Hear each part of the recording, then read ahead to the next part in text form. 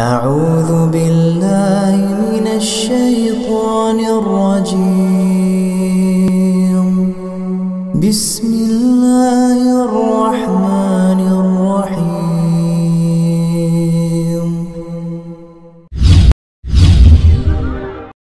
بسم الله الرحمن الرحيم. السلام عليكم ورحمة الله وبركاته.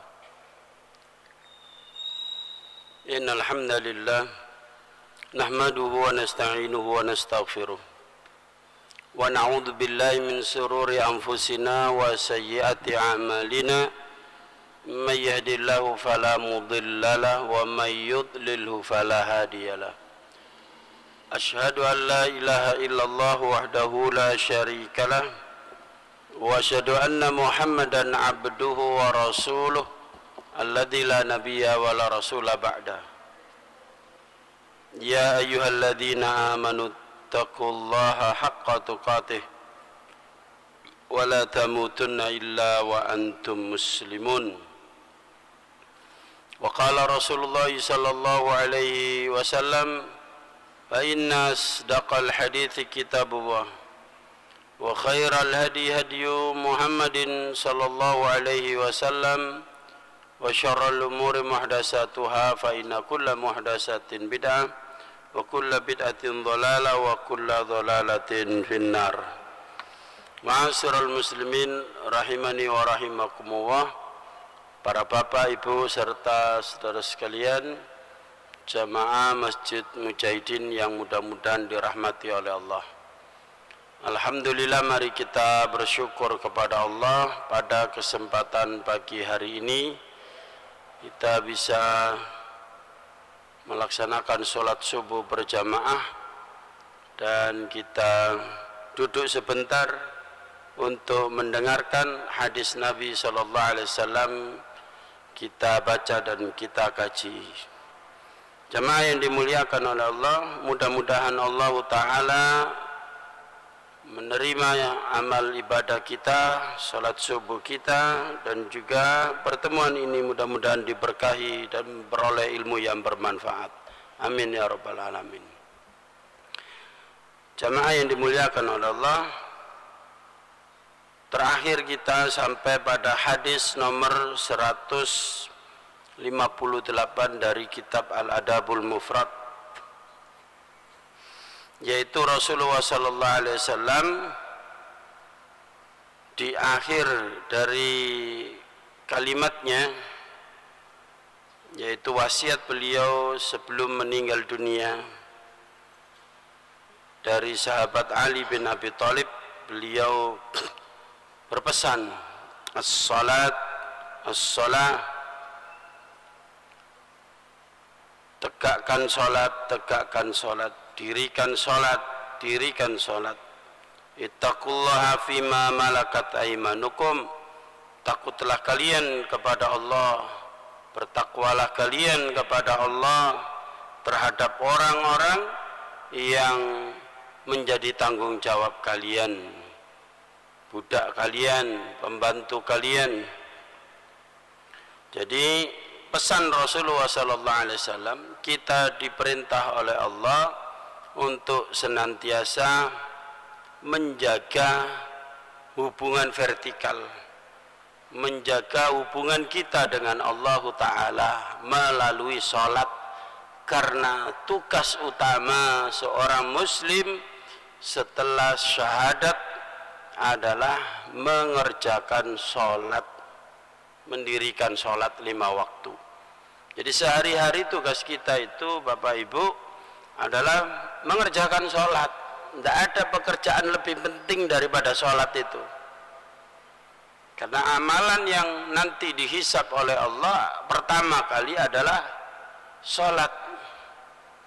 Jadi apa pekerjaanmu sehari-hari? Sholat gitu. Jangan bilang saya pensiunan. Tidak ada pensiunan itu, Pak. Jadi kita itu mulai dari akil balik, ya, jadi orang yang mendapatkan beban ya untuk melaksanakan syariat sampai mati, itu pekerjaan utama kita adalah sholat 5 waktu. Itu pun alhamdulillah sudah dapat diskon. Asalnya 50 waktu. Coba Bapak Ibu bayangkan, kalau sehari semalam kita sholat 50 waktu, mungkin kita ndak kober nyambut gawe, ndak kober mangan, ndak kober hubungan suami istri, gak kober turu, ngurusi sholat, ngerjakan sholat 50 waktu. Bayangkan, padahal sehari ada 24 jam, setengah jam pisan sholat jamaah di masjid lagi. Masya Allah, alhamdulillah, Allah beri diskon ya atas sayangnya Rasulullah sallallahu alaihi wasallam kepada kita. Beliau naik langit lagi ya, menghadap kepada Allah di Sidratul Muntaha, minta keringanan atas usulnya Nabi Musa alaihissalam. Nah, walaupun kemudian turun mendapatkan diskon, yaitu sholat sehari semalam cuma 5 waktu, walaupun 5 waktu tetap dihitung itu 50 waktu pahalanya. Nah begitu para jamaah. Itu pun orang Islam masih tidak sholat. Kalau ditanya, apamu Islam? Islam, sholat? Iya, nek kober. Nek kober jare. Kalau sempat sholat, kalau tidak sholat. Para jamaah, dalam hadis riwayat Muslim, Rasulullah secara tegas menyatakan, ya, bainana wa bainahum as-shalah, antara kita dengan orang kafir yang membedakan itu sholat 5 waktu, sholat maktubah. Faman tarokaha, siapa yang meninggalkannya, meninggalkan sholat 5 waktu, dia ngaku Islam tapi sengaja meninggalkan sholat 5 waktu, faqad kafara jiharan, maka dia telah kafir terang-terangan, cetha welo-welo jare wong Jawa.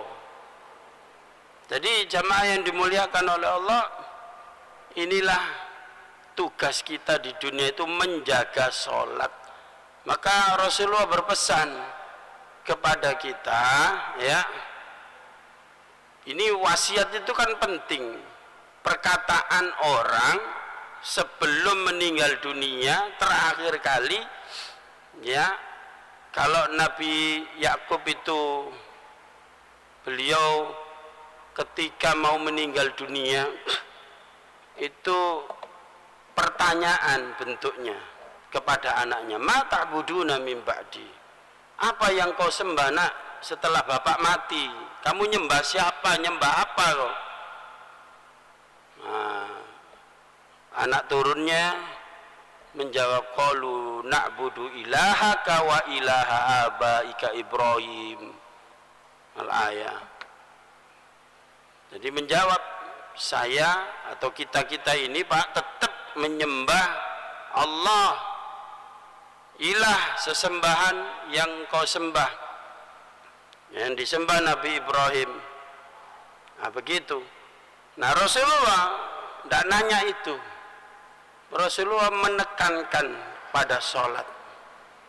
Kenapa kok Rasulullah tidak berpesan, ya, asyam, hendaknya kamu puasa, az-zakat, hendaknya kamu zakat. Kenapa kok sholat? Ada yang bisa jawab, Pak? Jawabannya ada pada pernyataan Nabi sendiri sallallahu alaihi wasallam, as-sholatu imaduddin. Makanya disebut aqimis sholat, tegakkan. Karena kata Rasulullah, sholat itu tiang nih ditekek tok, Pak. Orang bangun bangunan, ya, pakai tiang, ya, tiangnya cuma ditaruh, nggak diberdirikan. Bisa berdiri nggak, Pak, rumahnya? Atapnya, gentengnya bisa berdiri nggak? Nggak bisa. Nah, Islam itu ibarat bangunan, ya, dasarnya, pondasinya itu adalah tauhid. tiangnya, kata Rasulullah, as-sholatu imaduddin, sholat itu tiangnya Islam, tiangnya agama ini. Di hadis yang lain disebut wadirwatu sanami al-jihad fisabilillah, gentengnya, atapnya itu jihad fisabilillah. Kira-kira gentengnya ono, atapnya ono, tiangnya nggak diberdirikan, bisa nggak Pak? Nggak bisa. Jadi orang bicara jihad, subone kerinan, bendino gak subuh nama masjid, apa mana gak jamaah isya, gak jamaah subuh aja sudah, orang munafik, ya, provokator, itu namanya provokator. Bicara jihad tapi sholatnya gak karu-karuan. Kenapa? Sholat ini diperhatikan sama Rasulullah. Maka sebelum meninggal dunia beliau pesan sholat, bukan yang lainnya, karena sholat ini adalah tiangnya agama. Faman aqamaha faqad aqamaddin, siapa yang menegakkan, mendirikan sholat, berarti dia itu mendirikan, menegakkan Islam, menegakkan bangunan Islam. Faman tarakaha faqad hadamaddin, siapa yang meninggalkan sholat 5 waktu berarti dia hendak merobohkan, menghancurkan bangunan Islam, minimal Islam pada dirinya, gitu loh. Jadi sudah nggak disebut lagi rumah kalau tidak ada tiangnya. Kalau kita lihat orang kena bencana gitu ya, wong iku sakno yo gak duwe omah, cirinya gimana Pak? Rumahnya rubuh, ya, ambruk, nggak ada tiangnya, sakno rek gak duwe omah rek, omahnya hancur, kan gitu. Tapi kalau tiangnya masih berdiri, gentengnya jebol, oh dia masih punya rumah, tinggal betulin, menek gentengnya dipasang lagi, ya kan? Jadi tiang ini penting. Maka dari itu para jamaah yang dirahmati oleh Allah, kesimpulan ya dari hadis ini adalah apa? Pekerjaan kita itu sehari-hari, pekerjaan utama kita sholat 5 waktu, kita sambi ngantor, yang kerja di kantor itu sambian, yang guru disambi ngajar, mahasiswa murid disambi belajar, apalagi Pak, yang jadi sopir disambi nyopir. Kalau sholat, waktu masuk sholat, nah dia ke masjid, karena itu pekerjaan utamanya. Disambi rapat di gedung dewan, kalau dia anggota parlemen, sudah waktunya sholat, ayo ke masjid, nanti dilanjutin lagi, karena pekerjaan utama sholat itu. Jadi jangan sampai sholat ini dikalahkan dengan nyambut gawe yang itu sambian. Ya, sambian tahu Pak ya, pekerjaan sampingan. Tapi justru ini segala-galanya. Bahkan orang pergi pagi pulang sore, ya ndak kok bersolat jamaah, bahkan tidak sholat, tidak jumatan demi penggawean, ndak mari-mari. Ketahuilah para jamaah, siapa saja walaupun kerja ngoyo, ya meninggalkan sholat 5 waktu, kerja keras terus, ya ndak henti-hentinya, istirahat cuma makan, demi Allah tidak nambah rezekinya. Ya, kalau kita kerja apa adanya, ya, kerja maisha loh ya, cari penghidupan, tapi memperhatikan sholat kita, kita utamakan sholat kita, maka Allah akan tata rezeki kita. Insya Allah jauh dapat lebih banyak daripada yang tidak sholat tadi itu loh, ya, dan lebih berkah terutama itu. Nah, inilah para jamaah yang dirahmati oleh Allah, pesan Rasulullah sebelum meninggal dunia. Dan yang kedua pesan beliau adalah takutlah kamu, berhati-hatilah kamu, ya, bertakwalah kamu kepada Allah ketika kamu diamanai oleh Allah pembantu, diamanai oleh Allah budak, diamanai oleh Allah karyawan. Jangan sampai kamu berbuat dolim, kepada mereka-mereka itu, orang yang menjadi atau orang yang hidupnya atau rezekinya tergantung pada kamu itu, yang kau gaji, yang kau jadikan kau pakai tenaganya, jasanya. Jangan mendolimi, itu maksudnya. Jamaah yang dimuliakan oleh Allah, kita ini makhluk sosial, butuh satu dengan yang lainnya. Kalau kita jadi majikan, itu hanya peran di dunia. Belum tentu majikan ini kemudian lebih mulia daripada pembantu atau karyawannya. Suatu ketika ada seorang budak yang disuruh oleh majikannya pada siang hari yang sangat terik. Karena disuruh majikannya, dia nurut, ya, tidak pakai sandal. Di tengah padang pasir dia lari sekencang-kencangnya. Ada sahabat dan Rasulullah melihat, ya Rasulullah, kasihan itu budak. Istilahnya kalau kita pakai bahasa bebas ya, ya dipelosoro ambek majikannya, diforsir tenaganya sama majikannya, disuruh-suruh terus sana kemari, ke sana kemari. Istilahnya ya banyak beban gitu. Kasihan, kita bebaskan saja ya Rasulullah budak itu. Pembantu itu kita bebaskan saja, kita beli, kita bebaskan. Apa kata Rasulullah? Dia itu nanti di surga menjadi salah satu dari raja yang ada di surga. Jadi majikannya nggak ada jaminan, pembantunya, budaknya yang sekarang jadi budak di dunia, besok dia akan jadi raja di surga. Kalau gitu ya baiknya kita bebaskan ya Rasulullah. Kata Rasulullah, justru karena kesabaran dia itu ya yang membuat dia masuk surga dan menjadi raja. Udah biarin. Jamaah yang dimuliakan oleh Allah, maka ketika kita jadi majikan jangan semena-mena, jangan petentang-petenteng, jangan kemudian menyiksa bawahan dengan berbagai macam banyak tugas. Bayarannya titik, tugasnya akeh.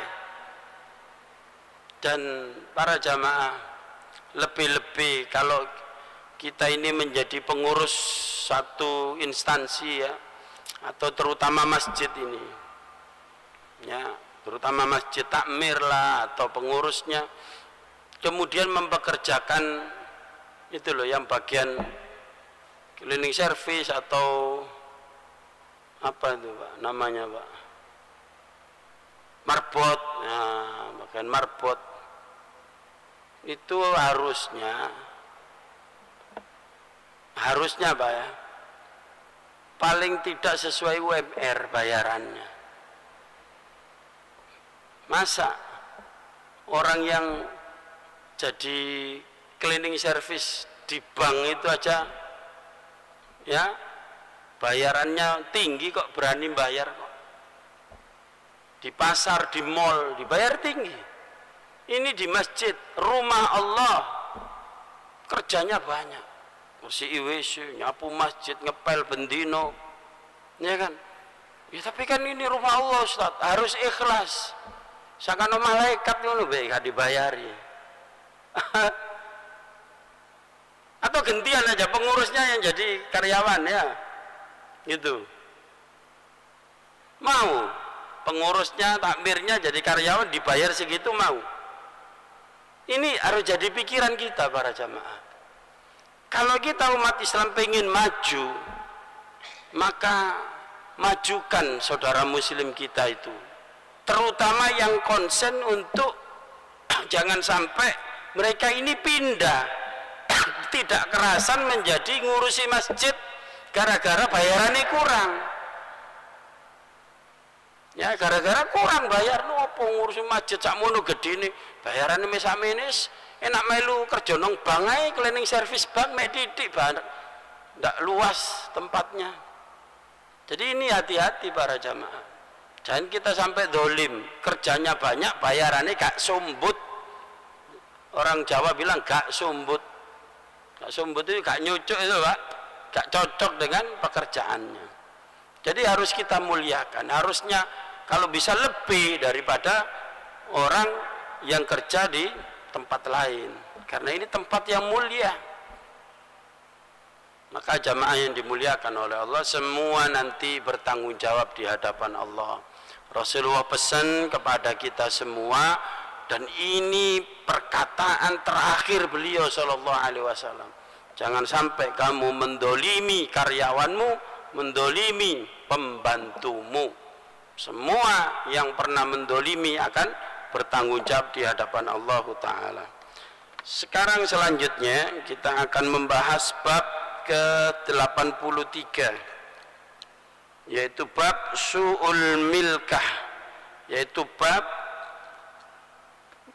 berbuat buruk atau berbuat jahat kepada pembantu dan kepada budak. Menceritakan pada kami Abdullah bin Saleh, ini gurunya Imam Bukhari ya. Dia berkata, menceritakan kepadaku Muawiyah bin Saleh, jadi dari gurunya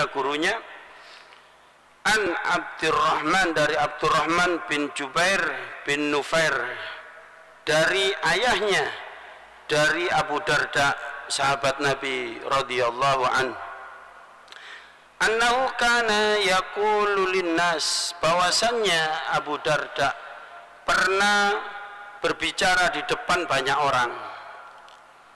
Apa itu pembicaraannya Abu Darda? Nahnu a'rafu bikum minal bayatirati biddawab, kami ini lebih tahu dibandingkan kalian ya, yaitu orang yang menjadi penggembala binatang ternak.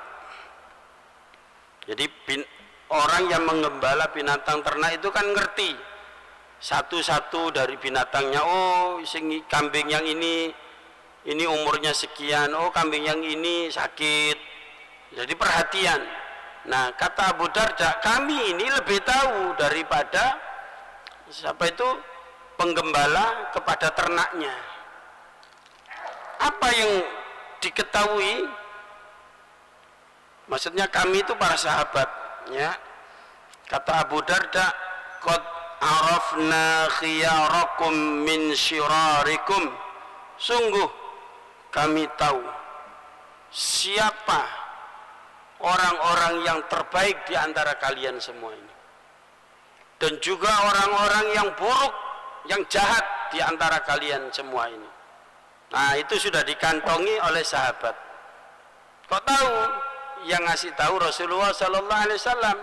Ciri-cirinya orang baik itu begini, ciri-cirinya orang buruk itu seperti ini. Nah, bagaimana cirinya? Dijelaskan oleh Abu Darda. Amma khiyarukum falladhi yurja khairuhu wa yu'manu syarruhu. Adapun orang yang baik itu gampang, mudah dikenali, yaitu ketika dia bergaul dengan orang lain diharapkan kebaikannya. Wis diharap-harap, kata orang Jawa itu, wis diharap-harap baiknya. Jadi seneng ketemu dengan oh fulan, oh Pak Fulan itu orang baik itu. Mesti nih ketemu sama saya itu enggak tahu ngasih apa gitu. Kadang kalau dia enggak punya apa-apa gitu, kasih nasihat yang baik, senyum. Itu orang baik itu, jempol itu orang itu. Nah, yang diharapkan kebaikannya. Dan kita semua aman dari kejahatannya. Orang itu tidak pernah berbuat jahat. Dan itu yang ngomong bukan 1-2 orang, banyak orang. Jadi ini cirinya orang baik itu, kebaikannya tidak kamuflase.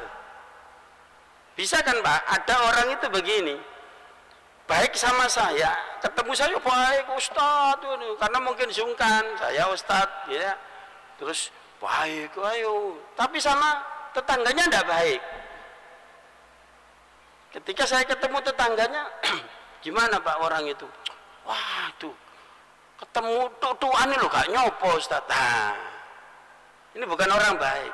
Kalau orang baik itu kepada semua orang nyopo senyum ya semua, nggak dipilih-pilih. Itu maksudnya. Jadi Abu Darda memberikan ciri orang baik itu ketemu siapa saja dia bisa memberikan kebaikan dan orang lain bebas dari kejahatannya, dari perbuatan buruknya. Kemudian selanjutnya, wa amma syirarukum falladzi la yurja khairuhu wa la yu'manu syarruhu. Dan orang yang jahat itu sama sekali tidak bisa diharapkan kebaikannya. Wes pelit, jahat, ya. Nek ketemu gak nyopo, metutut ae raine koyo bemo. Cucu ae kono senyume blas. Sampai tonggo-tonggo iku ngomong wis elek, tambah elek. Iya kan? Nah, akhirnya orang belenek nonton orang seperti itu. Sampai tonggo kudu muntah aku ketemu wong iku. Apa wong kok sombong.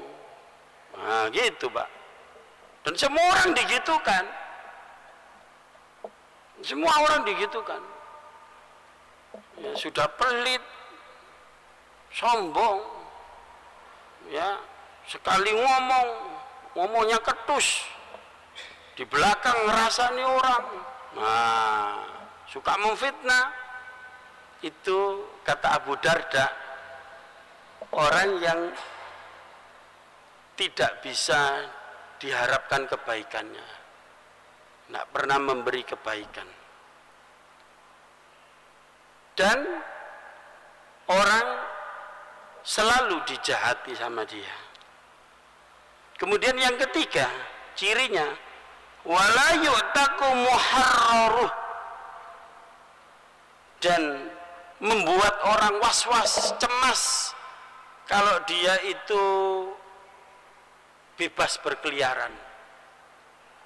Maksudnya kalau dia ini dipenjara misalnya atau mati itu lebih baik. Nah gitu loh maksudnya. Jadi kalau ndak ada orang itu kampung ini aman. Gak ono sing ngrusui, ono ae sing digawe masalah.